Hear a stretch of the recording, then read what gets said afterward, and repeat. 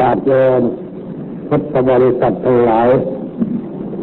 ในบัดนี้ถึงเวลาของการฟังปาฐกถาธรรมะเป็นหลักคำสอนในทางพระพุทธศาสนาแล้วขอทุกท่านอยู่ในอาการสงบตั้งอกตั้งใจฟังด้วยดีเพื่อให้ได้ประโยชน์อันเกิดขึ้นจากการฟังตามสมควรแก่เวลาวันนี้เป็นวันอาทิตย์ที่ 28 เดือนตุลาคมอีก3 วันก็หมดเดือนแล้วเดือนหนึ่งแป๊บเดียวหายหมดไปแล้วก็ขึ้นเดือนใหม่ไม่พอใดก็ผ่านพ้นไปอีกวันเวลานี่มันต้องล่วงไปอย่างรวดเร็วเหลือเกินแต่ว่าล่วงไปแต่เวลาเฉยๆทำให้ชีวิตจิตใจร่างกายของเราเปลี่ยนแปลงไปด้วยเด็กน้อยๆก็เติบโตขึ้นเป็นหนุ่มเป็นสาวเป็นผู้ใหญ่ก็เปลี่ยนแปลงไปในทางชราชำรุดทรุดโทรมคือแก่ลงไปเรื่อยๆแล้วผลที่สุดก็แตกดับกันไปตามนิสัยของสังขารร่างกายเพราะเรื่องร่างกายนั้นเป็นเรื่องไม่เที่ยงมีความเปลี่ยนแปลงอยู่ตลอดเวลาพระผู้มีพระภาคเจ้าจึงเตือนเราทั้งหลายว่าให้คำนึงถึงเวลาไว้ให้มากให้คิดว่าเวลานี้มันเป็นของน้อยของสั้นผ่านไปรวดเร็วเหลือเกินเราจึงควรจะใช้เวลาให้เป็นประโยชน์ด้วยการดำเนินชีวิตในทางที่ถูกที่ชอบตามหลักธรรมในทางศาสนาเพื่อให้ชีวิตมีคุณมีค่าจะได้เป็นประโยชน์แก่ตนแก่ท่านตามสมควรแก่ฐานะอันนี้เป็นเรื่องที่ญาติโยมจะต้องสำนึกไว้ในใจบ่อยๆและโดยเฉพาะวันนี้วันที่ 28พวกเรามาประชุมกันมากเป็นพิเศษในหอประชุมนี้ก็ไม่พอนั่งแต่ไม่เป็นไรญาติโยมนั่งใต้กอไผ่ปูเสื่อไว้เรียบร้อยแล้วก็ร่มรื่นได้ยินเสียงชัดเจนขอให้นั่งตั้งใจฟังวันนี้ไม่มีรถวิ่งสายถนนหน้าโรงเรียนที่เรานั่งประชุมเราต้องการให้ที่มันโล่งมันกว้างญาติโยมมากันมากๆจะได้นั่งได้เดินสบายใจไม่อึดอัดด้วยรถที่ผ่านไปผ่านมาใจจะได้เป็นสมาธิจิตใจที่เป็นสมาธินั่นแหละเหมาะแก่การรับฟังธรรมะถ้าจิตใจพุ่งซ่านก็จะฟังอะไรไม่เข้าใจจึงจัดในรูปที่ให้สะดวกวันนี้เป็นพิเศษเพราะว่าเรามาประชุมกันเพื่อทำบุญประจำปีเรียกว่าทอดกฐินซึ่งจะทอดกันในตอนบ่ายสำหรับในตอนเช้านี้ก็เป็นการเทศนาตามปกติแต่ว่าบังเอิญวันนี้ก็เป็นวันพระด้วยญาติโยมจึงได้มาประชุมร่วมกันในเรื่องเกี่ยวกับธรรมะในเรื่องเกี่ยวกับการปฏิบัติตามหลักศาสนาการปฏิบัติตนตามหลักธรรมะในศาสนาเนี่ยเรียกว่าเป็นการบูชาพระพุทธเจ้าด้วยการปฏิบัติบูชาเมื่อพระองค์ใกล้จะปรินิพพานพวกชาวบ้านชาวเมืองในประเทศอินเดียมาบูชาพระองค์มากมายมีดอกไม้กองสูงทีเดียวพระพุทธองค์ท่านทรงมองแล้วก็บอกพระอานนท์ว่าการบูชาด้วยดอกไม้เครื่องสักการะยังไม่ชื่อว่าเป็นการบูชาแท้และพระองค์ตรัสว่าภิกขุภิกษุณีอุบาสกอุบาสิกาใดเป็นผู้ประพฤติธรรมสมควรแก่ธรรมปฏิบัติชอบนี่ปฏิบัติตามธรรมะอยู่ผู้นั้นแหละได้ชื่อว่าบูชาตถาคตด้วยการบูชาสูงสุดการบูชาที่สูงสุดคือการบูชาด้วยการปฏิบัติเพราะการปฏิบัติเป็นการเสกศาสนาแต่ศาสนาจะมีอายุมั่นขวัญยืนไปได้ก็โดยอาศัยพุทธบริษัทช่วยกันปฏิบัติศาสนาก็อยู่ในตัวของบุคคลนั้นจิตใจของบุคคลนั้นแนบสนิทอยู่กับธรรมะเมื่อจิตใจแนบสนิทอยู่กับธรรมะก็เรียกว่าเราอยู่กับพระเมื่อใจเราอยู่กับพระเราก็มีความสงบใจมีความสุขใจเราก็เป็นคนเจริญครอบครัวก็เจริญ การงานก็เจริญก้าวหน้าคนเราในสมัยปัจจุบันนี้อาจจะคิดไขว้เขวไปคิดว่าการประพฤติธรรมนั่นเป็นเรื่องล้าสมัยเป็นเรื่องที่ไม่ทันสมัยอะไรต่างๆนานานั่นคือคิดด้วยความไม่รู้ไม่เข้าใจไม่ได้เคยชินรสของพระธรรมคำสอนในทางศาสนาและเกิดความหลงผิดไปด้วยประการต่างๆเมื่อเกิดความหลงผิดอย่างนั้นแล้วก็ไม่สนใจศึกษาไม่สนใจปฏิบัติไม่แนะนำคนอื่นให้ปฏิบัติทีนี้มันก็เกิดปัญหาขึ้นในครอบครัวปัญหายุ่งยากเกิดขึ้นแล้วเพราะว่าไม่มีธรรมะเป็นเครื่องคุ้มครองรักษาเหมือนเราอยู่ในบ้านที่ไม่มีหลังคาฝนตกก็เปียกแดดออกก็ร้อนอันตราย108เข้ามาเพราะไม่มีหลังคาคุ้มกันอันนี้มันไม่เป็นความสุขในชีวิตฉันใดชีวิตของเราไม่มีธรรมะเป็นเครื่องคุ้มกันมันก็ไปไม่รอดเหมือนกันคนสมัยใหม่บางคนก็เผลอไปหลงไปเพราะว่าไปนิยมกันแต่เรื่องสิ่งที่เป็นวัตถุแต่ไม่ได้คิดว่าวัตถุนั้นจะมีคุณค่าก็ต่อเมื่อมีธรรมะก็ไปกำกับถ้าไม่มีธรรมะกำกับการใช้วัตถุนั้นก็จะยุ่งยากเสียหายยกตัวอย่างให้เห็นง่ายๆอาวุธยุทโธปกรณ์ต่างๆที่เขาคิดกันขึ้นใช้ในการสงครามถ้าประเทศใดชาติใดประชาชนพลเมืองหรือว่าผู้ปกครองได้แก่นักการเมืองเป็นผู้มีศีลธรรมประจำใจมีความเมตตาปราณีไม่เบียดเบียนใครให้เกิดความทุกข์ความเดือดร้อนเขาก็จะไม่ใช้อาวุธนั้นเพื่อรุกรานใครแต่จะมีไว้เพียงเพื่อป้องกันตนเท่านั้นถ้ามีใครมารุกรานก็จะได้ป้องกันแต่ว่าจะไปรุกรานคนอื่นนั้นหาได้คิดไม่อันนี้ถ้าพูดไปแล้วเมืองไทยเรานี่พอจะชื่นใจอยู่บ้างตั้งแต่โบราณมาจนถึงกาลบัดนี้ประเทศไทยนี่ไม่เคยไปรุกรานชาติใดเลยเป็นได้แต่ว่าชาติอื่นเขามารุกรานเราก่อนแล้วเราก็ต้องต่อสู้ป้องกันตัวเพื่อลงโทษชาตินั้นให้รู้สึกตัวว่าทำกับเขาอย่างใดก็จะได้รับอย่างนั้นจึงไม่เป็นคนต่อเรื่องพระมหากษัตริย์ของเรานั้นไม่ต่อเรื่องไม่สร้างปัญหาให้เกิดขึ้นแก่เพื่อนบ้านตั้งอยู่ในสุจริตธรรมนั่นอยู่ในธรรมะของความเป็นกษัตริย์เพราะเป็นผู้นับถือพระพุทธศาสนาตัวบาปรับบุญจึงไม่สร้างปัญหาอะไรแต่ว่าถ้าใครมารุกรานประเทศไทยก็ต่อสู้กันเป็นเหวี่ยงเหมือนกันเพื่อให้ข้าศึกพ้นไปจากบ้านพอไล่มันตกภูเขาไปแล้วเราก็หยุดเพียงเท่านั้นหาได้รุกรานต่อไปแม่กลับบ้านรักษาบ้านรักษาเมืองต่อไปเหมือนกับเรามีปืนอยู่ในบ้านเราก็แค่ยิงโจรที่เข้าบ้านถ้าไม่มีโจรเข้ามาในบ้านเราก็ไม่ใช้ปืนเราเก็บไว้เฉยๆอย่างนี้เรียกว่าคนมีธรรมะใช้สิ่งนั้นให้เป็นประโยชน์วัตถุอันใดก็ตาม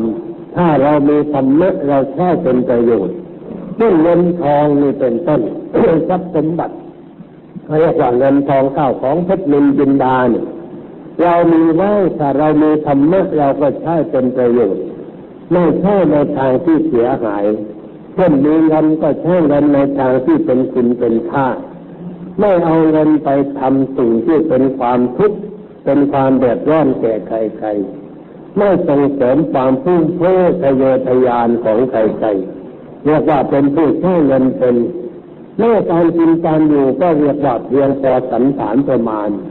ไม่ให้มันเกินไปจนกระทั่งว่าเป็นตัวอย่างให้คนอื่น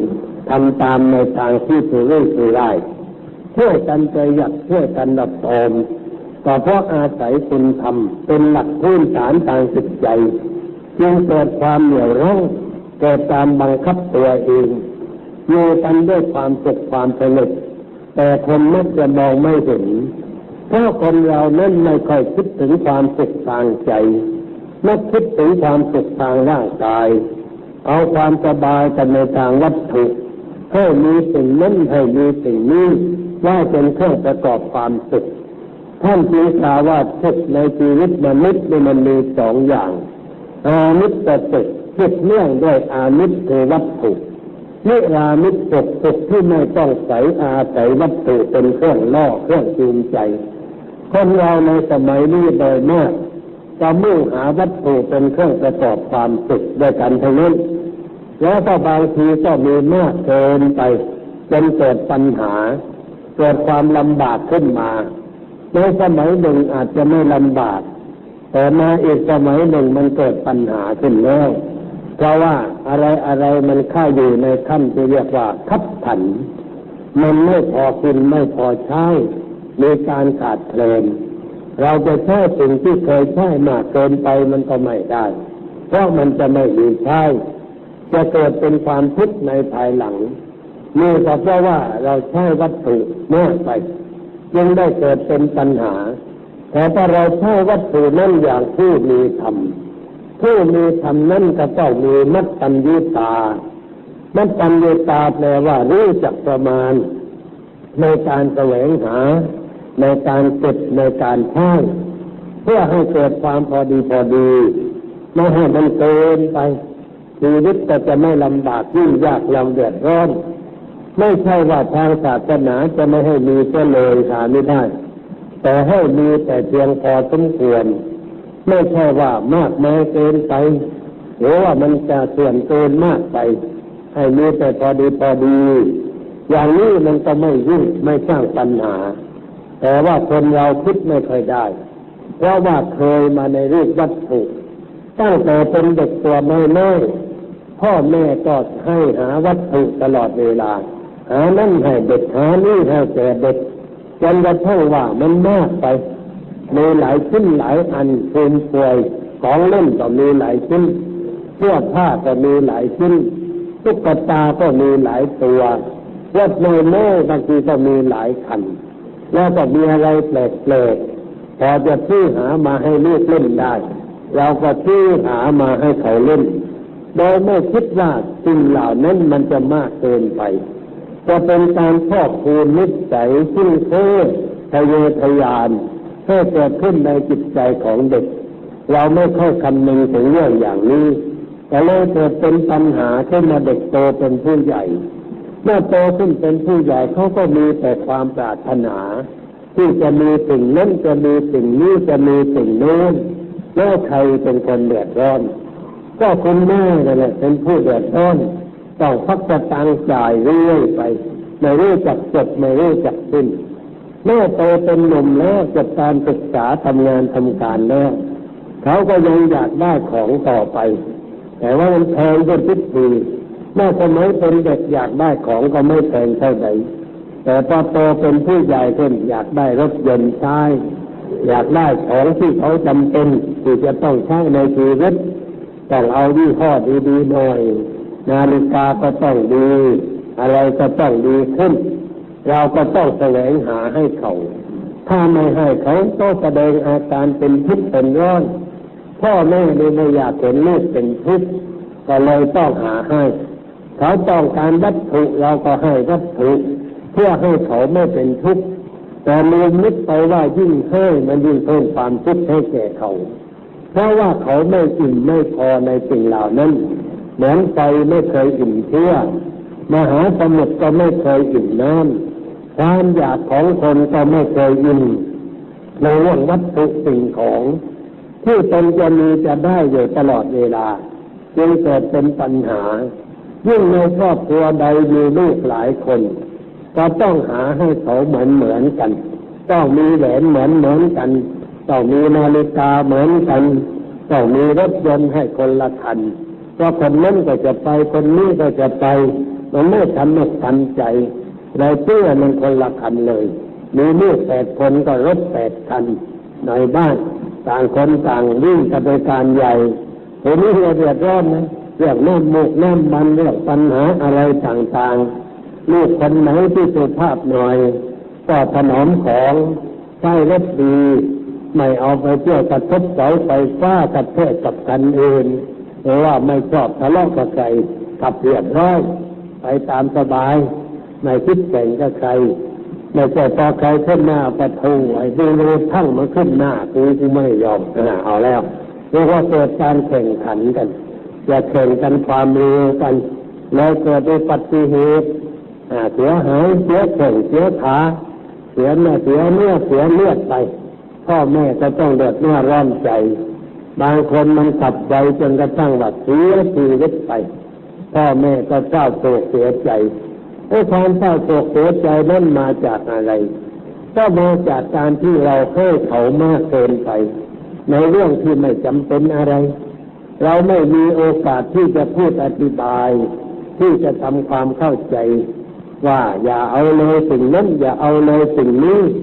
มันไม่จำเป็นก่อนอะไรอย่างนี้พูดไม่ได้เพราะว่าเสียนิสัยมาจะนานแล้วก็เราเคยให้เขาในรูปเรื่อยๆมาแล้วเขาก็รู้จักแต่ว่าจะเอาท่าเดียวถ้าพ่อแม่มาให้ก็หาว่าพ่อแม่ไม่รักนะไม่รักหนูบ้างรักคนโน้นบ้างรักคนนี้บ้างบ่นกระปอดกระแตกจนพ่อแม่รำคาญด้วยความรำคาญก็เลยโยนโทรมาเอาไปลูกก็ยิ้มแต่ไปตอนนั้นเองได้ลูกไม้เล็กๆน้อยๆได้ทุกทีอันนี้มันคือปัญหาดังนั้นเรียกว่าเป็นปัญหาในทางด้านวัตถุซึ่งไม่รู้จักจบไม่รู้จักสิ้นเพราะไม่มีการรู้จักประมาณในการมีในการใช้สิ่งเหล่านั้นจึงได้เกิดเป็นปัญหาด้วยประการต่างๆเพราะฉะนั้นเรื่องวัตถุนี่ต้องมีอะไรมาคุมอีกทีหนึ่งสิ่งที่คุมวัตถุก็คือธรรมะในศาสนาเอามาใช้เป็นเครื่องคุมวัตถุร่างกายของเรานี่มันมีใจอยู่ภายในถ้าลองปล่อยตามเรื่องตามราวแล้วก็ไปกันใหญ่เพราะฉะนั้นใจไม่ต้องคุมร่างกายแต่ว่าใจธรรมดามันก็คุมไม่ได้เพราะไม่มีเครื่องมือประกอบธรรมะนี่เป็นเครื่องมือเข้าประกอบประจับกันกับจิตใจเพื่อให้สภาพจิตใจนั้นมีปัญญามีสติมีความรอบคอบในเรื่องอะไรต่างๆคิดหน้าคิดหลังไม่เป็นคนตามอารมณ์ตามสิ่งแวดล้อมมากเกินไปแต่ว่าจะทำอะไรก็มีความคิดว่าอะไรเป็นอะไรอะไรควรอะไรไม่ควรยับยั้งชั่งใจไม่ปล่อยไปตามอารมณ์รู้จักหยุดรู้จักยั้งคนเราถ้าไม่รู้จักหยุดไม่รู้จักยั้งแล้วมันก็ไปกันใหญ่ธรรมะเป็นเหมือนกับห้ามล้อชีวิต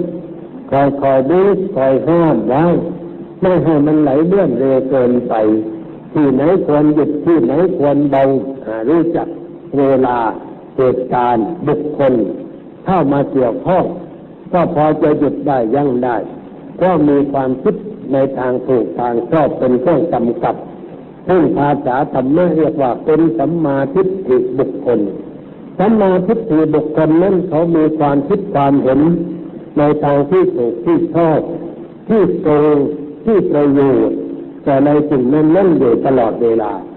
จึงไม่มีการกระทำอะไรที่จะเป็นไปเพื่อความเหลวไหลเลื่อนเตือนออกไปจากเส้นทางอันถูกอันชอบเพราะมีตัวสัมมาทิฏฐิคอยกำกับธรรมะมีอยู่ในใจย่อมได้ประโยชน์ได้คุณได้ค่าทำให้ชีวิตมีราคาขึ้นอย่างนี้จึงแค่จะขอฝากญาติโยมทั้งหลายว่าอย่าได้เผลอไปกับบุคคลบางคนเป็นอันขาดที่เห็นว่าธรรมะไม่เป็นสิ่งจำเป็นหรือมองเห็นว่าศีลธรรมไม่จำเป็นเป็นสิ่งล้าสมัยนั่นแหละมันไม่ไหวแล้วคนไม่มีศีลธรรมน่ะที่เป็นคนล้าสมัยแต่คนมีศีลธรรมจะไม่ล้าสมัยไม่เก่าเป็นคนที่เรียกว่าทันเหตุทันการเพราะอะไรเพราะเขามีธรรมะคุ้มครองจิตใจมีสติคุ้มครองมีปัญญาคุ้มครองจิตใจอะไรเกิดขึ้นก็รีบจับพลันทันท่วงทีสามารถเข้าใจสิ่งนั้นถูกต้องแล้วจะเป็นคนล่าหลังใครได้อย่างไรล่าสมัยได้อย่างไรอะไรเกิดขึ้นก็รู้ทันทีว่าไอ้นี่ดีไอ้นี่ชั่วอันนี้เป็นทางเกิดแห่งความเสื่อมอันนี้เป็นทางเกิดแห่งความเจริญอันนี้เป็นทางเกิดทุกข์อันนี้เป็นทางเกิดสุขอันนี้เป็นเหตุให้เกิดคนความรักความพอใจอันนี้จะเป็นเหตุให้คนเกลียดชัง ไม่อยากจะมองดูหน้าเราต่อไปรู้เข้าในเรื่องนั้นรู้ทันในเรื่องนั้นปัญหาที่จะเกิดจะมีขึ้นมันก็น้อยเป็นธรรมดาเพราะว่าเรามีปัญญารู้อยู่ในเรื่องอย่างนี้ทีนี้คนไม่รู้ทำอะไรก็ทำตามอารมณ์แต่ถ้าตึ้งก็ตั้งเอาไปเลยทีเดียวต้นโกรธทันใจอยากได้ทันใจไอ้ทันใจอย่างนั้นมันล่าสมัยล่าหลังเพราะว่าเราจะไม่มีความสุขเหมือนคนอื่นเขา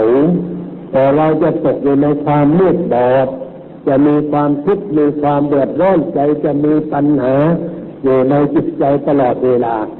เมื่อจิตใจไม่ดีเราลองคิดดูว่าการงานจะดีหรือไม่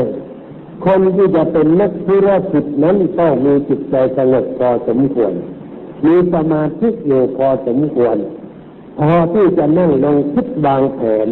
ในการที่จะทำงานทำการอะไรได้แต่ถ้าจิตใจไม่สงบมีปัญหาวุ่นวายกับผมอยู่ตลอดเวลาเราจะไปนั่งวางแผนอะไรจะวางโครงการอะไรมันก็วางไม่ได้เพราะใจมันยุ่งมันก็ยุงตีกันอยู่อย่างนั้นมันก็ไม่ไหวการงานที่จะดำเนินก็เกิดเป็นปัญหาขาดทุนวุ่นวายเคยพบคนบางคนเขาบอกว่าจิตใจมันวุ่นวายอะไรมันก็วุ่นวายไปหมดการงานตกต่ำการทำอะไรก็ไม่เรียบร้อยนี่ก็จะมาจากภายในจากใจของตนนั่นแหละไม่ได้จากเรื่องอะไรอื่นเพราะว่าจิตใจสับสนวุ่นวายการงานก็ไม่ดีขึ้นมีอะไรเกิดขึ้นก็หงุดหงิดวุ่นวายไม่สบายอกไม่สบายใจจะวางแผนจะคิดอะไรมันก็เสียนี่คือพูดที่เกิดขึ้นแต่ถ้าคนใจเย็นใจสงบเขาก็จะนั่งคิดนั่งนึกในเรื่องอะไรต่างๆคนเราถ้าใจสงบนั้นปัญญามันเกิดใจสงบปัญญามันเกิดหรือว่ามีสมาธิจะคิดอะไรมันก็เกิดปัญญาขึ้นแต่ถ้าใจไม่สงบมันคิดอะไรก็ไม่คล่องอารมณ์มันเยอะมากระทบอยู่ตลอดเวลาถ้ากับเราไปนั่งอยู่ในท่ามกลางเสียงอุกฤษคึกโครมเราจะคิดอะไรจะตรองอะไรมันก็ไม่ได้ในฉันใดในขณะใดที่ใจเรากระทบอยู่ด้วยอารมณ์อย่างนั้นอารมณ์อย่างนี้เดี๋ยวคิดเกลียดคนนั้นคิดโกรธคนโน้นไม่มีคนก็เกิดดินฟ้าอากาศทำไมฝนมันจะมาตกกันวันนี้ทำไมจะมีอย่างนั้นทำไมจะมีอย่างนี้วุ่นได้หมดเลยแล้วเราจะคิดอะไรได้ทำการทำงานก็ไม่ได้บางทีจะติดต่อกับใครพอเขาเข้ามาก็หน้าบึ้งเลยซัดเข้าไปเลยคนนั้นก็ต้องออกไปแล้วไปบ่นว่าอะไรคนอย่างนี้เข้าหาไม่ได้มันก็เสียหายแล้วถ้าเป็นคนคุ้นกันเขารู้นิสัยก็ไม่เป็นไรพอให้อภัยกันได้แต่ถ้าเป็นคนมาใหม่มากระทบอารมณ์ของเราไม่ดีเข้าเขาก็นึกว่ากูไม่ไปหาอีกต่อไปแล้วไอ้คนนั้นไปถึงก็เจอของดีก็แบบนี้เสียผู้เสียคนไปเสียงานเสียการไปทำให้เกิดความเสียหายแต่เพราะว่าใจเราไม่ดีนะไม่มีอะไรเป็นเครื่องประทับประคองมันได้ผลไหมในทางการงานมันก็เสียผลในทางการงานเหมือนกันหรือว่ามีใครมายั่วมายุเราเป็นว่ายั่วให้เราโกรธยั่วให้เราเกิดโทสะขึ้นในขณะนั้นให้อารมณ์เสียถ้าเราเป็นคนไม่มีความควบคุมตัวเองบังคับตัวเองไม่ได้พอถูกยั่วมาก็โกรธขึ้นอย่างเป็นคนเป็นไฟเขาเรียกว่าคนแบบดินกระสือดินกระสือนี่ว่าใต้ไฟไม่ได้ระเบิดปุ้งตั้งขึ้นมาเลยทีเดียวคนประเภทนั้นก็เหมือนกันนะเขาเลือดนิดหน่อยก็หูแดงหน้าแดงขึ้นมาปากสั่นมือสั่นเพื่อนเขาก็ยิ้มเสียท่ากูแล้วแต่มาคิดเสียแล้วความคิดความอ่านไม่ดีแล้วก็เสียเปรียบคนนั้นไม่ว่าจะชกมวยจะเล่นการพนันจะโต้วาทีจะไปโต้เถียงกันในปัญหาธุรกิจการงานอะไรก็ตามเขามักจะยั่วให้เราอารมณ์ไม่ดีเสียก่อนแล้วเราก็จะเสียหลักเขาบอกว่าไปติดต่อการงานกับคนญี่ปุ่นในประเทศญี่ปุ่นเนี่ยญี่ปุ่นมันมีลูกไม้ต่างๆนานามันจะมาคุยกับเราเมื่อเรามันหิวบ้างเมื่อเราง่วงนอนบ้างอะไรต่ออะไร แล้วมันเข้าไปพักไกลที่พักแล้วมันไปถึงไปเดินไปนั่งรถจราจรติดขัดไปมาไม่สะดวกเพื่อสร้างอารมณ์หงุดหงิดเรื่องงานพอไปถึงนั่งไปถึงก็มันก็สร้างภาพอะไรต่างๆให้เราไม่สบายใจคนที่ไปถึงก็ใจไม่ดีที่ยิ่งแก่ต้มจะตกไปเลยทีเดียวจะรั่วทำให้เกิดความเสียหายไปเพราะว่าตัวเขาเองนั่นจิตใจเขาเข้มแข็งมั่นคงอยู่ตลอดเวลาก็เพราะว่าคนญี่ปุ่นนั้นเราอย่านึกว่าเขาเป็นแต่เพียงนักธุรกิจธรรมดาคนญี่ปุ่นนั้นสนใจฝึกสมาธิแบบเพ่งกันเป็นส่วนมากเขาฝึกใจฝึกสมาธิแบบเพ่งเมื่อคราวเดินทางผ่านญี่ปุ่นคราวที่ลงมาแล้วนี่ก็ไปที่ร้านขายนาฬิกาที่ถนนกินซ่ากินซ่านี่มันเป็นตลาดใหญ่ใกล้แค่กับเยาวราชเจริญกรุงของเราเนี่ยแต่มันใหญ่กว่าร้านค้าเยอะๆร้านนั้นมาขายนาฬิกามากมายไก่โกงเข้าไปทั้งแรกนี่ไม่พบเจ้าของแต่ว่ารุ่งขึ้นไปอีกทีมันไปตอนกลางคืนก็ได้ไปพบเจ้าของร้านเจ้าของร้านมีใจดีพอรู้ว่าเราเป็นคนใจไปแล้วคุ้นเคยกับท่านทูตเขาก็คุ้นกับท่านทูตเหมือนกันก็พาขึ้นไปข้างบนเลยเข้าไปในห้องพิเศษที่เขาจัดไว้ในห้องนั้นมีพระพุทธรูปวางไว้เป็นเครื่องเคารพสักการะบูชาแล้วคุยกันเขาก็บอกว่าเขานี่นับถือพุทธศาสนาฝ่ายเพ็ญเขานั่งสมาธิทุกวันพอตื่นเช้าก็ตื่นตีสี่แล้วเขานั่งฝึกสมาธิทำจิตใจให้สงบแล้วก็มาทำงานทำการมีปริยาท่าทางเขาสุภาพเรียบร้อยพูดจามีน้ำมีนวลอารมณ์ยิ้มแย้มแจ่มใสแล้วก็ยังถามว่าทานอาหารเย็นแล้วอย่างเอื้อเฟื้อเขาจะขายของแล้วก็เอื้อเฟื้อหน่อยแล้วบอกว่าสองคนยังไม่ได้ทางว่าเขาทำมาทานที่ดีก็ได้เดี๋ยวจัดการบอกไม่ต้องจะไปทานที่สถานทูตเขาจะจัดให้แล้วก็เขาก็มาคุยเรื่องธรรมะเรื่องศาสนาเขาบอกว่ากำลังสั่งโต๊ะบูชาจากประเทศไทย1 ชุดเขาทำสวยดีจะเอาไปไว้ที่บ้านจะไว้ในห้องพักเขาชอบเข้าไปในห้องพักเมื่อมีปัญหามีเครื่องยุ่งยากทางจิตใจถ้าไปนั่งพึ่งพระพุทธรูปทำจิตใจให้สงบทุกวันทำบ่อยๆจิตใจเขาก็มั่นคงเข้มแข็งมีความเป็นตัวเองความเป็นตัวเองนั้นก็หมายว่ามีใจสงบถ้าใจวุ่นวายมันไม่เป็นตัวเองใจมืดก็ไม่เป็นตัวเองใจที่ถูกความโลภความโกรธความหลงครอบงำเราก็ไม่เป็นตัวเองแต่เป็นตัวโลภเป็นตัวโกรธตัวหลงเป็นตัวมืดตัววุ่นตัวอะไรไปต่างๆนั่นก็เป็นปัญหาไม่มีอะไรที่จะเรียบร้อยเขาจึงฝึกกันอยู่ปกติในวันหยุดงานหยุดการวัดเป็นเขาก็มีสถานที่ห้องประชุมใหญ่เขามีเบาะวางได้เป็นแถวเพื่อให้คนไปนั่งฝึกสมาธินั่งบนเบาะนั่นเขาสำหรับใช้รองต้นให้สูงขึ้นหน่อยเวลานั่งทำสมาธิมีภาวะมีอะไรรองนั่งให้สูงขึ้นหน่อยจะนั่งสบายดีกว่านั่งกระทืบเฉยๆเขาจำไว้อย่างนั้นแล้วเขาไปฝึกกันอย่างจริงจังทำสม่ำเสมอตลอดเวลาจิตของเขาก็เป็นสมาธิจิตที่เป็นสมาธิมีกำลังมากพระพุทธเจ้าท่านจึงตรัสว่าภิกษุทั้งหลายเธอทั้งหลายจงฝึกจิตให้เป็นสมาธิเถิดจิตที่เป็นสมาธิแล้วย่อมรู้ชัดเห็นชัดในเรื่องอะไรต่างๆตามเป็นจริงได้ง่ายขึ้นคือง่ายกว่าคนที่ไม่ได้ฝึกมาจะเลยเพราะว่าเราได้ฝึกไว้ถ้ากับนักกีฬาถ้าได้ซ้อมบ่อยๆเวลาขึ้นลงลงสนามนั่นก็ดีกว่าปกติดีกว่าคนไม่ฝึกไม่ซ้อม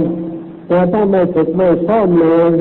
ขึ้นไปบนเวทีก็ถูกเพื่อนตะหลุงไปยับไปแต่นั้นเองเพราะอ่อนซ้อมชีวิตของคนเรานี่ก็เหมือนกันเรามันอยู่บนเวทีของโลกมีข้าศึกมากมายทั้งภายนอกทั้งภายในคอยส่งหมัดยัดให้เราอยู่ตลอดเวลาถ้าสมมติว่าเราไม่มีการฝึกฝนอบรมจิตใจเพียงพอ ถูกยัดบ่อยๆเดี๋ยวถูกท้องบ้างถูกตรงนั้นถูกตรงนี้ถูกทางถูกตาถูกโน่นอารมณ์เสียมัดอารมณ์เสียไม่ก็เกิดความไม่สบายใจเป็นปัญหาขึ้นมานี่คือความทุกข์ทางใจที่เกิดเพราะเราไม่ได้มีธรรมะเป็นเครื่องคุ้มครองรักษาแต่ถ้าเรามีธรรมะเราจะมองเห็นด้วยตัวของเราเองสมมติว่าเรามีข้าวมีของมีเงินอะไรอยู่กับเนื้อกับตัวเมื่อเงินมันหายไปนี่วัดได้แล้ววัดกำลังใจได้ทันทีว่าเป็นอย่างไรเราเสียใจมากไหมเป็นทุกข์เพราะเงินก้อนนั้นมากไหมอาจจะมีนิดหน่อยเรียกว่ามันกระทบนิดหน่อยต่อกระทบปุ๊บก็รู้ได้ทันทีนึกถึงธรรมะได้ทันทีว่าสิ่งทั้งหลายไม่เที่ยงมันเคยเปลี่ยนแปลงเป็นธรรมดา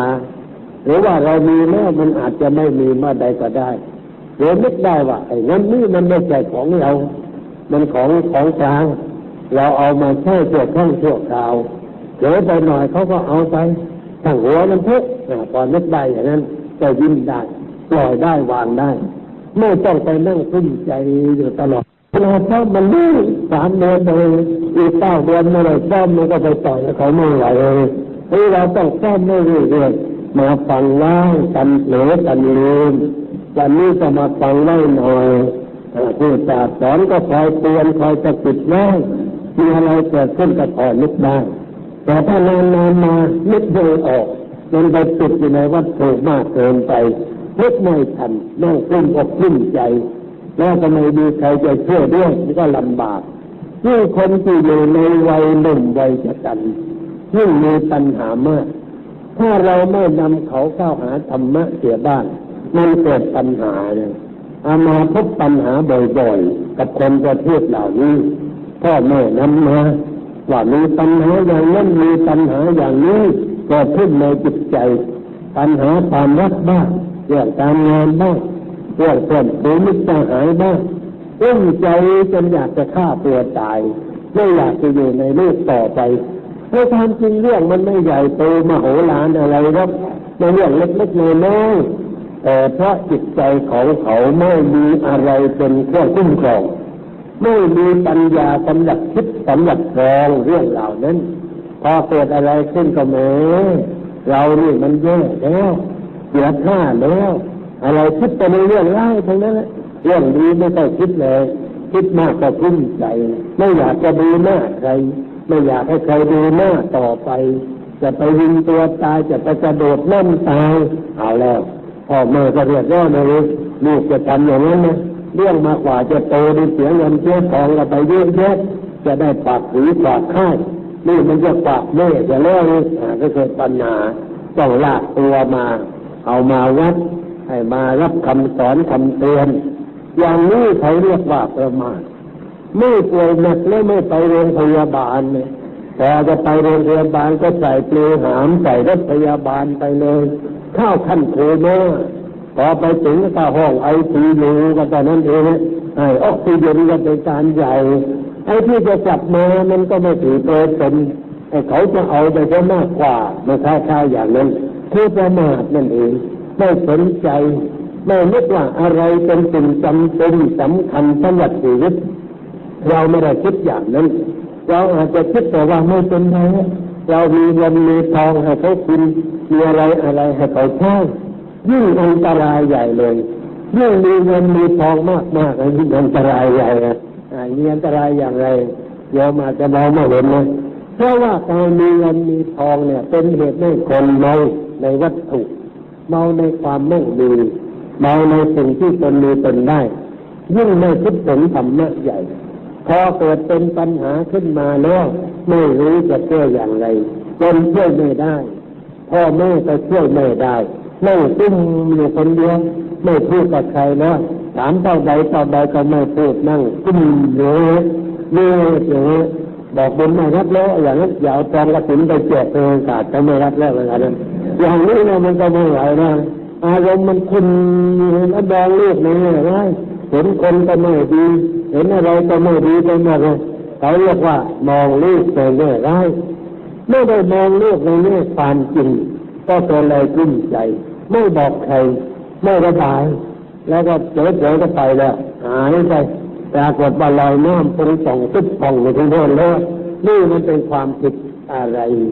ความผิดตรงที่ว่าเราไม่ได้นำเขาเข้ามาหาสิ่งถูกต้องให้แต่เรื่องอื่นให้การเรียนเรื่องอื่นให้ทับเขาใช้ให้อาหารเขาบริโภคให้ความสนุกสนานเฮฮากับเขาแต่ไม่ให้สิ่งที่เป็นเครื่องประคับประคองจิตใจถ้าจะพูดง่ายๆก็เรียกว่าไม่ให้กินยาทั้งที่โรคมันเกิดอยู่บ่อยๆแต่เราไม่ให้เขากินยาเฉลย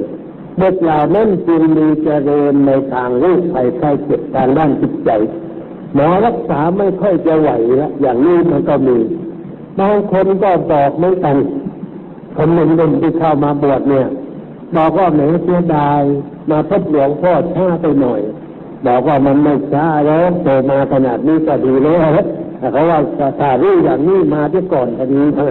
มาพบความสุขในแง่ธรรมะมาพบความสงบจิตสงบใจเวลาบวชกันมาแล้วจิตใจมันสงบมันสบายนึกเสียดายว่าถ้ามาที่ก่อนก็จะดี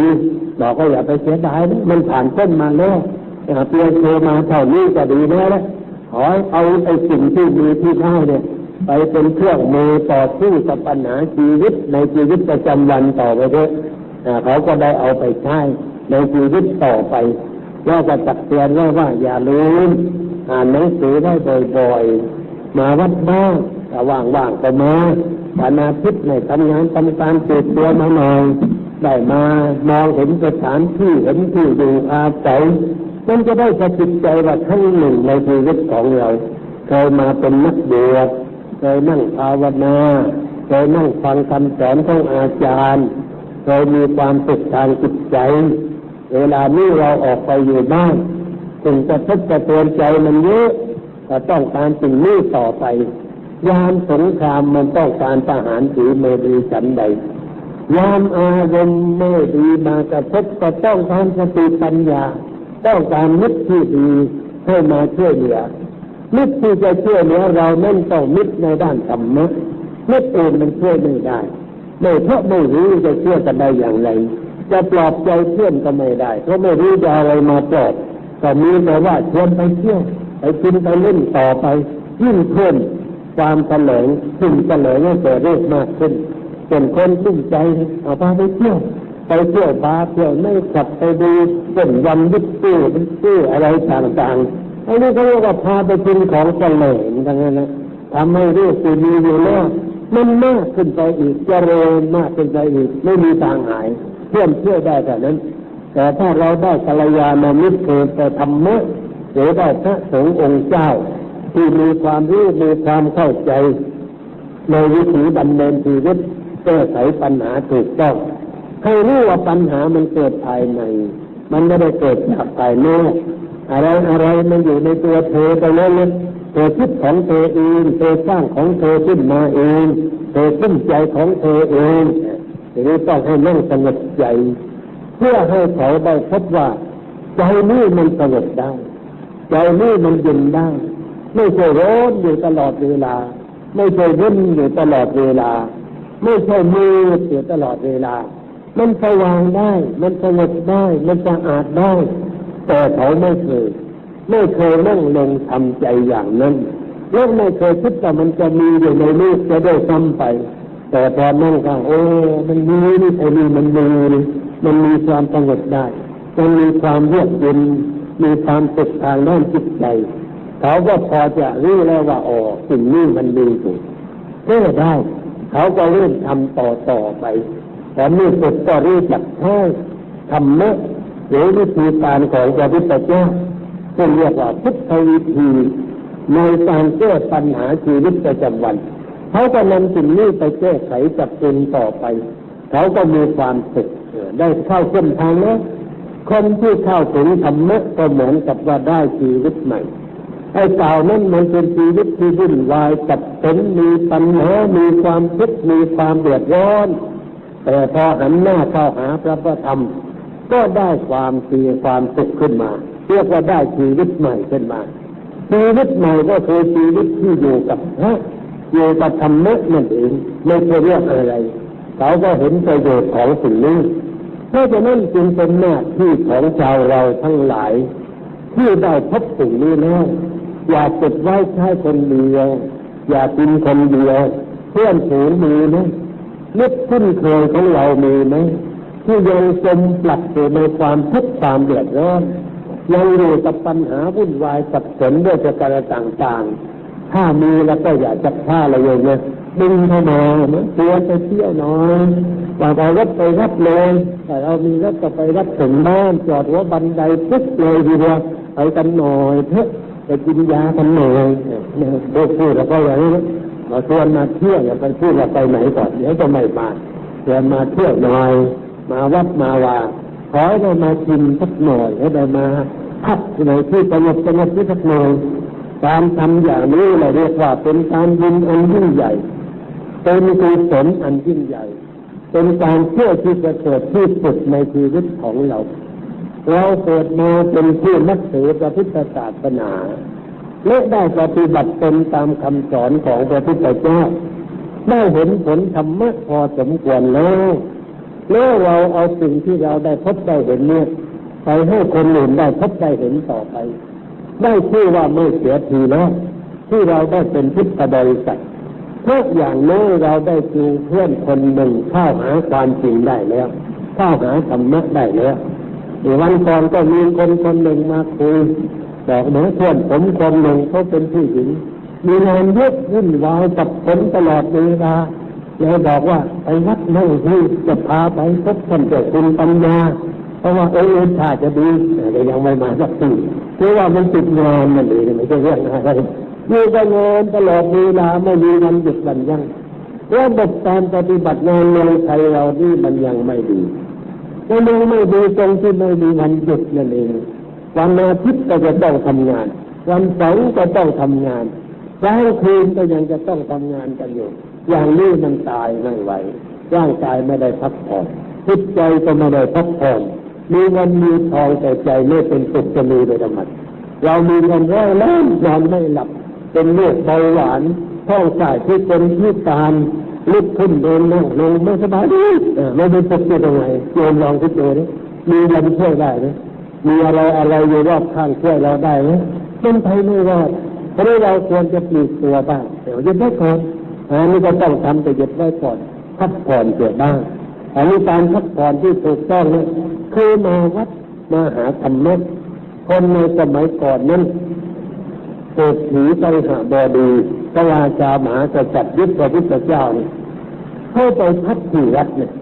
เช่นพระเจ้าอโศกมหาราชนี่เป็นกษัตริย์ผู้ยิ่งใหญ่ของอินเดียเป็นจักรพรรดิตัวอย่างของลูก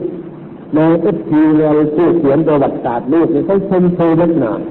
เขายกย่องว่าเป็นจักรพรรดิผู้ยิ่งใหญ่ของลูกเป็นจักรพรรดิที่ไม่ใช้บาปเป็นอาวุธไม่เดือดเดือนใครให้เดือดร้อนแต่ความจริงนั้นเดือดเดือนมาก่อนจะยิ่งใหญ่ในเดือดเดือนมาก่อนแต่ความสำนึกมันเกิดขึ้นในใจเขาเรียกว่ามโนธรรมพูดภาษานั่นหมายเรียกว่ามโนธรรมมันเกิดขึ้นในใจเมื่อไปเห็นคนมันตายเนี่ยเกิดการนั่นยกทรัพย์ไปที่เส้นกาลิงทักเดี๋ยวนี้เขาเรียกว่าโอริสาเส้นโอริสาเมืองนักกู้เนี่ยเป็นนครหลวงเวลานี้เมืองนักกู้ในเวลานี้ชาวพุทธมีเป็นล้านเขาทำพิธีตั้งใหญ่คนมาปฏิญาณตนพุทธเป็นพุทธบริษัททีเดียวถึง500,000 คนในสนามหญ้าใหญ่ที่สุดของเมืองนั้นเขาถือว่าสนามหญ้านั้นเป็นสิ่งเตือนใจเป็นอนุสรณ์แห่งความเป็นพุทธบริษัทดร.อัมเบตตาเป็นผู้นำเนี่ยในเทศนี้พระเจ้าอาโศกยกกองทัพมาย่ำยีเทศนี้คนตายถ้าพูดตามแบบภาษานักเทศบอกว่าเลือดท่วมท้องช้างเรียกว่าคนตายเลือดท่วมท้องช้างตายทั้งมากเหลือเกินพระองค์ได้เห็นแล้วสลดเสียใจนึกในใจว่าเราทำเพื่ออะไรทำไมต้องฆ่าคนมากมายอย่างนี้เราต้องการเป็นใหญ่ต้องการมีอำนาจเหนือดินแดนทั้งหลายแต่ว่าเราใช้ดาบฆ่าคนตายมากมายมโนธรรมมันเกิดขึ้นเพราะคนอินเดียนั่นเขาถือหลักความไม่เบียดเบียนกันอยู่แต่เผลอพระองค์ไปเพราะหนุ่มชะกันอยากได้ความเป็นใหญ่อยากเป็นจักรพรรดิ เรายกทัพไปย่ำดีเขามากมายก็หลบใจไม่สบายใจมีบาปอยู่ในใจตลอดเวลาเราเลิกไม่รุกรานต่อไปแล้วตั้งแต่นี้ต่อไปจะไม่รุกรานใครจะแผ่ธรรมะไม่แผ่อาญาต่อไปก็เลยหันเข้ามาศึกษาธรรมะก็ศึกษาศาสนาคำสอนเขาเรียกว่าอารยธรรมของอินเดียที่มีอยู่ในสมัยนั้น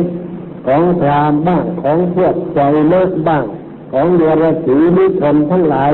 ที่เป็นครูสอนมีคำพีตำรับตำราเยอะมากมายแต่ตอนนั้นก็ให้มาศึกษามากมายแต่ยังไม่เป็นที่พอใจขั้นต่อมาก็เลยมาพบพระเมขลีบุตรติเถระซึ่งเป็นพระอรหันต์รูปหนึ่งในสมัยนั้นมีความรู้ในทางธรรมะลึกซึ้งได้เข้าไปเข้าพระเจ้าแผ่นดินได้พูดธรรมะให้ฟังก็เลยพอใจว่าธรรมะของพระพุทธเจ้านี่นะ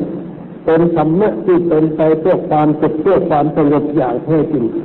ตั้งแต่นั้นก็เริ่มแผ่แสนญาณุภาพทางธรรมธรรมานุภาพไม่เอาอาวุธอานุภาพต่อไปให้คนเดือดร้อนเผยแต่ธรรมะสนับสนุนพระที่จะพิจดีจะพิจชอบเพื่อให้เผยแต่ธรรมะต่อไปแต่ว่าในยุคนั้นสมัยนั้นก็มีพระเหลวไหลเข้ามาบวชในศาสนาเพราะว่าพุทธศาสนาเจริญด้วยลาภด้วยสักการะคนเคารพนับถือมาก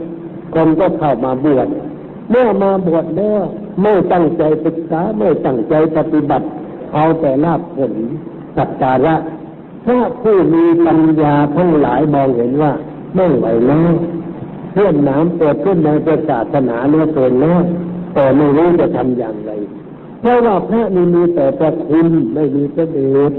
จะไปขับไล่คนเหล่านั้นก็ไม่รู้จะขับไปไหนขับไปแล้วไปตั้งกองอยู่ที่โน่นต่อไปมันก็วุ่นวายกันใหญ่เลยพระเมขลีบุตรกับพระเถระหลายองค์เข้าไปถวายพระพรพระเจ้าอโศกมหาราชว่าพระองค์เป็นลูกศิษย์ของพระพุทธเจ้าเป็นผู้ประพฤติธรรมต้องช่วยส่งเสริมธรรมะต้องกำจัดสิ่งที่เป็นอธรรมออกจากวงการศาสนาท่านก็ถามว่าจะทำยังไง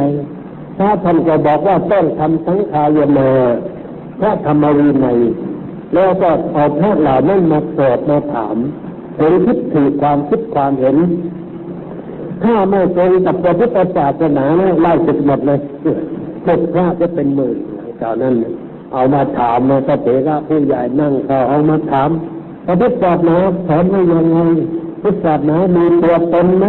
พระพุทธศาสนาเป็นคณิตวาสหรือเป็นอะไรวาทะถามเลยตอบผิดพวกตอบผิดไล่ศึกตอบผิดไล่ศึกหมดเลยกลั่นออกหมด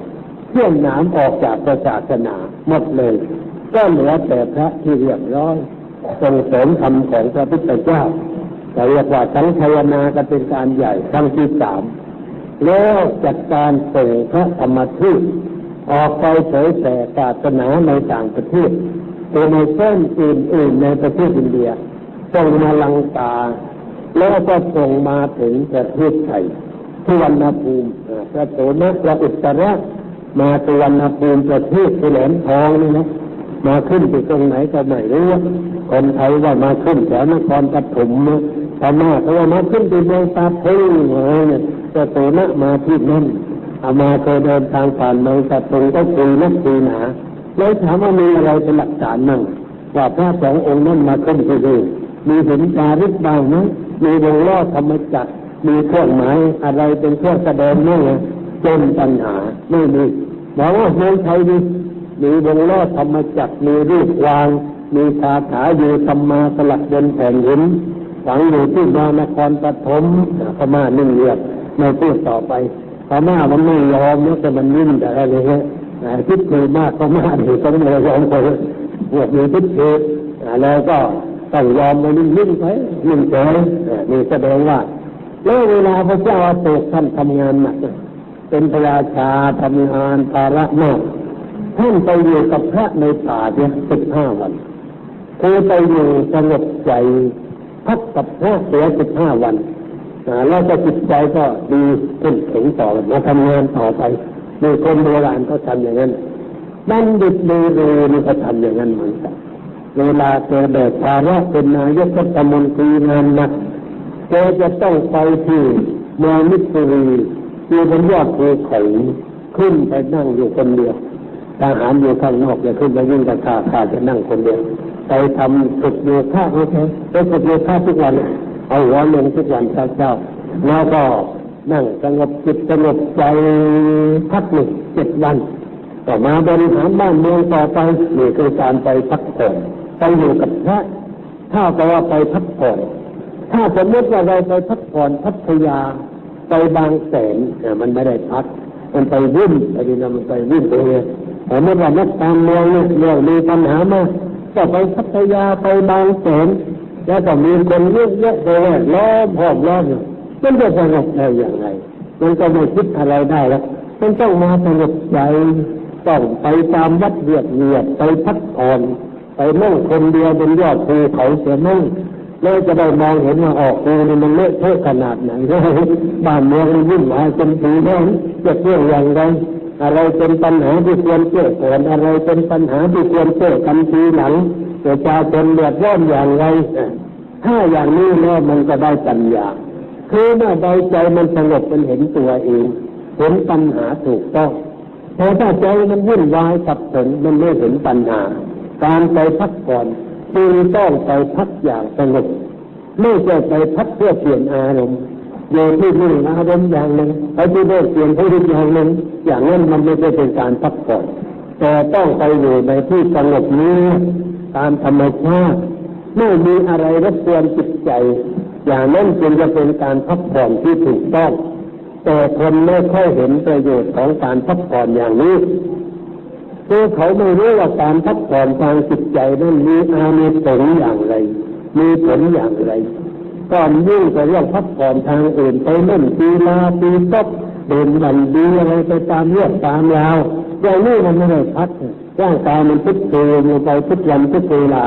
เพราะว่าไม่ได้พักทั้งกายทั้งใจคนที่มีปัญญานั่นเขาพักใจเขาฝึกสมาธิเขาทำจิตให้มันสงบขึ้นมาจึงจะชื่อว่าเป็นการพักตามหลักในทางพระพุทธศาสนางานนี้ก็เป็นเรื่องสำคัญที่ญาติโยมควรจะได้ส่งเสริมให้ลูกหลานได้มีการพักผ่อนทางด้านจิตใจเพื่อให้เขาได้มาวัดบ้างได้ฟังธรรมะไหว้บ้างหรือว่าเขาได้มาเรามีเทปไปเปิดไว้ในบ้านมันเดินไปเดินมาเข้าหูนั่นแหละได้ยินบ้างเปิดเลยเปิดที่นี่เห็นเวลาจะเปิดไว้ให้เขาได้ยินได้ฟังเวลารับประทานอาหารก็รับประทานไปเปิดเทปทิ้งไว้แต่ดังๆไว้หน่อยอย่างนี้ก็เรียกว่าเทปติดวันละเล็กวันละน้อยเดี๋ยวนี้มันสะดวกเครื่องมือมันเยอะเทปมันก็มีเราเอาไปเปิดในบ้านเปิดสู่กันฟังเพื่อนฝูงมาเยี่ยมมาเยี่ยมแทนที่จะเปิดเหล้าเปิดเบียร์เรื่องกันแต่มาคุยกันคุยว่าไหนมีอะไรดีๆเนี่ยจะเอาไว้ทั้งหน่อยเลยแต่เราก็เปิดเทปธรรมะให้ได้ฟังมันบางคนนั้นอาจจะไม่เคยฟังแต่พอได้ฟังเข้าถึงมันพูดตรงกับปัญหาคนมีปัญหานี่พอเข้าธรรมะมันเข้าง่ายเพราะอะไรเลยความทุกข์ความติดอัดความลำบากใจมันเยอะแยะพอได้ฟังขมิ้นเหมือนเราปัญหานี้มันเหมือนกับเราถ้าจะต้องหันเข้าหาตรงนี้แล้วเดี๋ยวเขาก็ค่อยสนใจเมื่อสนใจฟังไปเขาก็เลยสนใจมากขึ้นเขาก็ได้ชีวิตอันจะเกิดขึ้นเพราะว่าได้สิ่งที่เป็นของดีสำหรับชีวิตของดีอย่างนี้เลยต้องแจกกันในมันมากคือธรรมะของดีคือธรรมะนี่ต้องแจกกันมากแต่มีเรื่องที่น่าเสียใจแค่ตัวเมืองไทยเราไม่ค่อยแจกธรรมะแจกแต่แค่เครื่องกันเรื่อยๆเวลานี้จกปันสืบกันให้วันไหนอะไรอย่างเงี้ยอันนี้เป็นเรื่องอย่างนั้นแจกแค่เครื่องวางของตัดติดใจเข้าเจ้ากับเรื่องอย่างปุ๊บเวลาจะให้ก็ทำท่าเลยนิดไม่รู้ว่าได้เลยไม่ก็ขันแล้วหลวงพ่อคนนี้เก่งแล้วบางทีไม่มีอะไรทำปากนิดไปอย่างนั้นไม่ได้อย่างอะไรแต่นั่นก็เอาไปนี่นี่ให้เอาไปอวดใครต่อใครซึ่งความจริงมันไม่ได้เรื่องอะไรเอาไปไหว้กับเรื่องกับตัวก็อย่างนั้นนะเพราะไปเอารับไว้ด้วยความรู้ ไม่ได้วัดได้ด้วยความฉลาดหลวงพ่อไม่เคยสอนธรรมะเลยเป็นมาเจอหน้าบอกเอาพระไปแม่อยู่ดีๆนะประพฤติอยู่ในศีลในธรรมนะอย่าไปเบียดเบียนใครให้เกิดความทุกข์ความเดือดร้อนอย่ากินเหล้าอย่าเล่นการพนันนะไม่ใช่สอนแต่บอกนี่ได้ฝึกได้ฝึกวิเศษแล้วอาจารย์หลายองค์มันไม่ได้ชุมกันหลายองค์แล้วมันเป็นเรื่องงมงายไปไม่เปิดเผยสิ่งของจริงของแท้ให้คนได้รู้ได้เข้าใจเวลานี้มันถึงเวลาแล้ว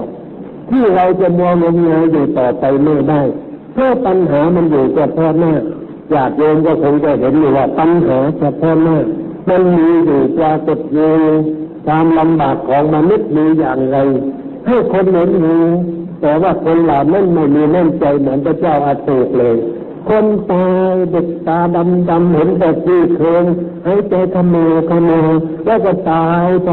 พวกนั้นไม่สลดใจมันด้านไม่มีมโนธรรมไม่มีพื้นฐานธรรมะทางจิตใจเลยไม่แต่แม่มันจะตายทีแรกทีพันเท่าหัวมันตีใหญ่ก็แล้วกันใหญ่ไปได้ทีวันไอ้คนใหญ่ที่ไม่ได้เรื่องมันไม่ได้ก็ลำบากเดือดร้อนนะอยู่มาเช้าก็ไหนมาถึงสารตายเดือดร้อนอยู่แล้วในปักจีนเกาหลีความจริงก็สร้างชาติก็ได้เหมือนกันก็ปักจีนนะสร้างบ้านสร้างเมืองพัฒนามากเหมือนกันแต่ว่ามันนานเกินไปคนเดียวอยู่กันตั้ง18 ปีไม่จัดเปลี่ยนมั่นคนมันก็รำคาญเลยรำคาญแล้วก็เลยจัดการเอาลูกปืนสองคนก็ไม่ใช่ใครที่ไหนมีไอเดียของตัวเองนะคนทั้งตนเลยจัดการเรียบร้อยเลยเรียกว่าหนามยกอกเลยหรือว่าหอกข้างเท่มันทำตัวเองเพราะว่ามันวุ่นวายจับต้นนานเกินไปคนเรามันต้องรู้จักเปลี่ยนเสียบ้างรู้จักหยุดเสียบ้างให้คนอื่นเขาทำมั่งสมมติว่าไอ้ครูมันชก7 วันไม่ลงจากเวทีก็ได้ไปนอนป่าช้าเลยมันไม่ไหวแต่ชกคนเดียว7 วันมันไม่ไหวมันตายเลยอะไรมันก็ต้องเปลี่ยนเสียมั่งคนเรามันไม่ยอมเปลี่ยนความจริงประชาธิปไตยมันต้องปีก็เปลี่ยนปีก็เปลี่ยนเลยแต่บางทีก็เปลี่ยนคำนวณไม่ให้เปลี่ยนหรือจะเป็นเรื่องไปมันก็ไม่ได้ไม่เกิดปัญหาเลยดูเหมือนว่าปีนี้มันเป็นปีที่ดวงชะตาของนักเผด็จการทั้งหลายจะตกอับเนี่ยในแอฟริกาลงไปหลายคนแล้วพวกเผด็จการที่ลุกลามมาถึงเกาหลีแล้วก็ลามไปถึงเกาะใดเกาะหนึ่งเลยมันจะตายกันเลยเพราะว่ามันนานเกินไปเรามันยึดเกินไปหวงอำนาจเกินไปเราก็ว่าในแผ่นดินนี้มันดีแต่ฆ่าคนเดียวอย่างไงไม่ได้มันต้องให้คนอื่นก็ดีมั่งให้คนอื่นก็แสดงฝีมือมั่งให้คนที่อยากแสดงมันเยอะๆให้เขาขึ้นแสดงนี่เราลงมานั่งดูก็ได้อย่าแสดงตลอดเวลานั่งดูเสียบ้างเรียกว่ารู้จักพักถ้ารู้จักพักมันเรียบร้อยถ้าไม่รู้จักพักเลยมันจะเกิดปัญหาอีกเหมือนกันนี่อันนี้น่าคิดก็ไม่ใช่ธรรมะอีกตัวไม่รู้จักประมาณตัวไม่มองสังขารร่างกายไม่เตรียมตัวเตรียมสังขารเรามันก็เกิดชราลงไปนี่ควรจะให้คนอื่นก็ทำดูมั่งเราเพียงแต่แนะนำให้คำปรึกษาอย่างนี้มันก็วิเศษแต่ละเลยคนเราเลยเมื่อพ่อแม่พอเกิดชราแล้วก็ให้ลูกทำมั่งขัดลูกไว้ยังไม่ทันตาจะได้รู้ว่าลูกมันทำได้นะมันเก่งนะแต่ถ้าไม่ดีก็ได้สอนได้เตือนแต่เราทำแค่คนเดียวจนกระทั่งหมดลมหายใจลูกก็ทำไม่ถูกเพราะไม่ได้รับการอบรมเหมือนนิสัยคนที่ฉลาดนั้นเขาสอนลูกให้ทำงานแล้วก็คอยเมตคอยเตือนคอยบอกนโยบายให้ทำอย่างนั้นให้ทำอย่างนี้จากประสบการณ์ในชีวิตที่ผ่านมาพอตัวตายลูกเสร็จงานได้ให้มันไม่ล้มแต่ก็ทำเองจนตายลูกทำไม่รอดก็ไม่เคยงานแล้วลูกอ่านได้ว่าเราสบายไม่ต้องทำอะไรเสียทำไม่เสร็จนะเลยมันก็ประมาทเสียหายการบ้านฉันใดตามเมืองก็ฉันนั้นมันต้องอาศัยความรู้จักประมาณในการเป็นการอยู่ทั้งนั้นก็ทำเมื่อเอาไปใช้แล้วมันก็ได้คุณได้ค่าแต่ถ้าไม่ใช้มันก็เกิดเป็นปัญหาวุ่นวายสับสนวันนี้จึงนำมาพูดเรื่องนี้กับญาติโยมทั้งหลายเพื่อจะได้นำไปคิดนึกพิจารณาเตือนจิตใจแต่ลูกแต่หลานแต่คนที่เรารู้จักนับถือว่าควรจะทำอะไรกันบ้าง ในทางที่พักผ่อนทางด้านจิตใจหรือว่าทำอะไรในทางที่จะเกิดความสุขแท้จริงขึ้นในชีวิตประจำวันดังที่กล่าวมาก็พอสมควรแก่เวลาขอยุติไว้แต่เพียงเท่านี้ตอนนี้ใจก็ขอเชิญญาติโยมนั่งสงบใจเป็นเวลา5 นาที